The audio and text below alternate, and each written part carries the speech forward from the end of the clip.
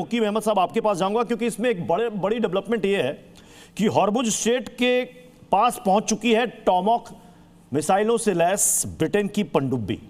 अब तक कहा जा रहा था कि अमेरिका सबसे सपोर्ट मांग रहा है, कहीं से सपोर्ट नहीं मिल रहा है, लेकिन जो डिएगो गार्सिया में हुआ शायद उसके बाद ब्रिटेन ने भी कहा नहीं, अब तो ये गलत हो रहा है, अब तो उतरना पड़ेगा फुल फ्लेज्ड। जी, इसमें कोई शक नहीं है कि ये बड़ा सरप्राइजिंग मूव था बरतानिया का कि उन्होंने पहले तो ये कहा कि हम जंग में शामिल नहीं होंगे। उसके बाद सदर डोनाल्ड ट्रंप ने पब्लिकली उनको नापसंदीदा अल्फाज में ये कहा कि हमें बरतानिया की कोई मदद की जरूरत नहीं है और हम खुद अपनी जंग लड़ सकते हैं वगैरह वगैरह।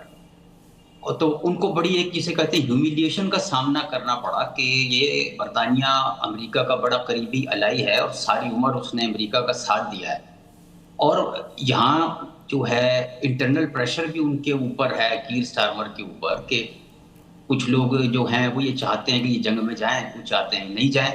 तो वो उनके लिए भी वो जैसे फारसी में कहते हैं ना, न जाए मांदन न पाए रफ्तन। फिर उनके लिए पॉलिटिक्स बचाना मुश्किल हो रहा है कि वो राइट विंग के जो लोग हैं वो अलहदा उनको उन्होंने तोपों के आगे रखा हुआ है। तो उन्होंने अल्टीमेटली अपनी जो साख या बची खुची जो पॉलिटिक्स है उसको बचाने के लिए अमेरिका का साथ देने का फैसला किया।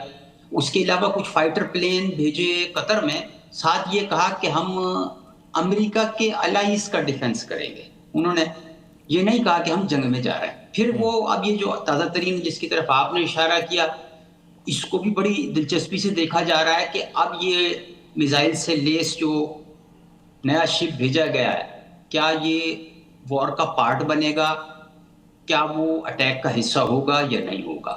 लेकिन ईरान की जो सामने से तैयारी है, और एक चीज जिसको वो हाईलाइट कर रहे हैं, वो छोटी बोट्स हैं जो पानी के नीचे सफर करती हैं और आबदोज वाला किरदार अदा करते हुए किसी भी फ्लीट को तबाह करने की सलाहियत रखती है। वो एक ऐसा एलिमेंट है कि जो इस 48 आवर वाले क्या कहते हैं ऐलान को या थ्रेट को बिगाड़ भी सकता है और बना भी सकता है।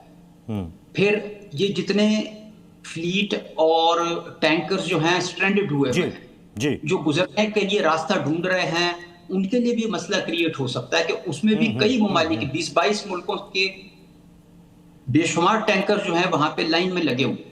तो अगर वो ये सूरत हाल होती है तो वो एक बहुत बड़ा प्रेशर बिल्डअप हो जाएगा। ठीक है, मैं सैयद अभी साहब आपसे एक बात समझना चाहूंगा, क्योंकि दो लोग भी ये जानना चाहते हैं। ठीक है, हॉर्मुज स्ट्रेट की अपनी एक लड़ाई है कि वहां से शिप गुजरेंगे कि नहीं गुजरेंगे, ईरान किसको अनुमति देता है नहीं देता है, बातचीत से क्या रास्ता निकलता है नहीं निकलता है। लेकिन जो हमने देखा कि सबसे बड़े गैस फील्ड पर अटैक इजराइल ने किया, ईरान ने कहा इसका हम पलटवार करेंगे, कतर पर अटैक हो गया।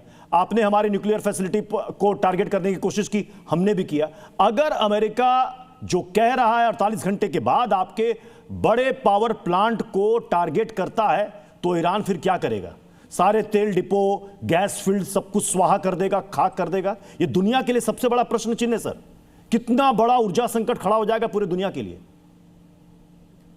जी, यही मैं कहना चाह रहा हूं कि कितना बड़ा ऊंचा संकट खड़ा हो जाएगा पूरी दुनिया के लिए। ये अमेरिका और इस्राइल को समझना चाहिए कि वो क्यों प्रोवोक कर रहे हैं, वो क्यों अटैक कर रहे हैं। ईरान सिर्फ और सिर्फ रिटेलिएट करता है, और उसकी पूरी तारीख उठा के देख लिए, कहीं पर भी ईरान ने जंग स्टार्ट नहीं की है।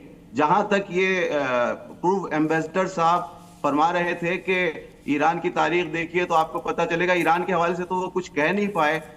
मेरे बुजुर्ग हैं वो, मैं उनका एहतराम करता हूं, रिस्पेक्टेड है, लेकिन मैं उनका जवाब देना जरूरी समझता हूं। ईरान ने कभी अटैक नहीं किया किसी मुल्क पर, एक बात। दूसरे, आप जो कह रहे हैं कि ये हिजबुल्लाह और हमास और इन्होंने क्या किया है, तो इन्होंने भी अपनी आजादी की जंग लड़ी है। जो एग्रेसर है, जिसने आके कब्जा किया है, वो कौन है आपको देखना होगा। इजराइल ने आके कब्जा किया है उनकी जमीन पर और उन पर मुसलसल जुल्म किए हैं, उनका खून बहाया है। वो अपनी फ्रीडम की लड़ाई लड़ रहे हैं। हमने भी, हमारे मुल्क ने भी, इंडिया ने भी अल्हम्दुलिल्लाह फ्रीडम की लड़ाई लड़ी और वो जीते ब्रिटिश के खिलाफ। ठीक है, तो फ्रीडम की लड़ाई को टेररिज्म नहीं कहते हैं, फ्रीडम की लड़ाई को टेररिज्म। और दूसरी बात जो ये फरमाई थी कि अमेरिका जो है, अमेरिका के सामने ईरान कब तक लड़ सकता है, ईरान तो छोटा सा मुल्क है। देखिए, आप लोगों का ये नैरेटिव रहता है, ये समझ रहती है कि कितने लोग मारे जा रहे हैं, उनके कमांडर्स मार दिए, उनके लीडर मार गए। लीडर्स की मौत से तहरीकें नहीं रुकती हैं। लीडर्स की मौत से और जनरल्स की मौत से जहां सिस्टम जो है मजबूत होता है, वो सिस्टम कोलैप्स नहीं होता है, बल्कि अगर सिस्टम मजबूत है, आपका मकसद आलीशान है और 3 लेयर तक आपने जनरल्स की टीम बना रखी है, लीडर्स मुअय्यन है पहले से कि वो जाता है, अगर रहबर चला जाए तो तहरीकें नहीं रुकती।